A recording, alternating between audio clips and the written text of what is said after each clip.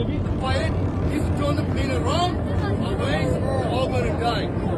This has put a bomb in this plane. This has put a bomb in this plane. Please stop the flight, or we're all going to die. Guys, stop the plane right now. Stop this flight.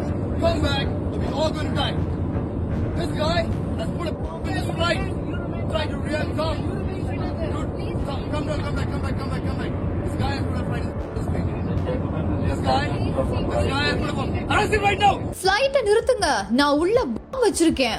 நடுவானில் பறந்து கொண்டிருந்த விமானத்தில் mobile போட்ட தகராறு. பாதை வழியில் பயத்தில் அலறிய பயணிகள். நடுவானில் நடந்தது என்ன?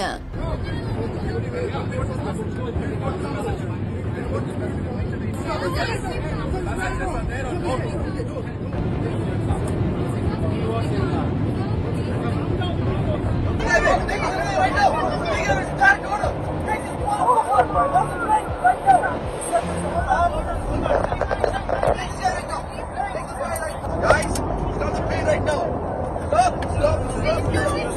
Stop this flight. Come back, or we're all going to die. This guy has put a bomb in this flight. Try to react. Come. Dude, stop. Come back. This guy has put a flight in this plane. This guy has put a bomb. Arrest him right now. Chennai Kamarajar உள்நாட்டு விமான நிலையத்துக்கு கொச்சி விமான நிலையத்துல இருந்து airlines விமானம் பயணிகளோட இரவு 11:15 மணிக்கு வந்திருக்குது. இந்த விமானம் வந்து கொண்டிருக்கும் பொழுதே வெளிநாட்டு அமெரிக்க பயணியான கசன் ஹெலியா அப்படின்ற ஒருத்தங்களும் கேரள பயணியான டேவிட் ஜான் அப்படின்றவங்களுக்கும் இடையில தகராறு ஏற்பட்டதா சொல்லப்படுது. 2 பேருமே மது போதையில இருந்ததாகவும் சொல்லப்படுது. இந்த நிலையில தான் தகராறு செஞ்சு கொண்டிருக்கும் பொழுதே ஒருவருக்கொருவர் மாறி மாறி அடிச்சுக்கிறாங்க. அதுல ஒருத்தர் இந்த பிளைட்ல நான் வெடி கொண்டு வச்சிருக்கேன் அப்படின்னு சொல்லியிருக்காரு. இதனால அங்க இருந்த சக பயணிகள் ரொம்பவே அலறி இருக்காங்க.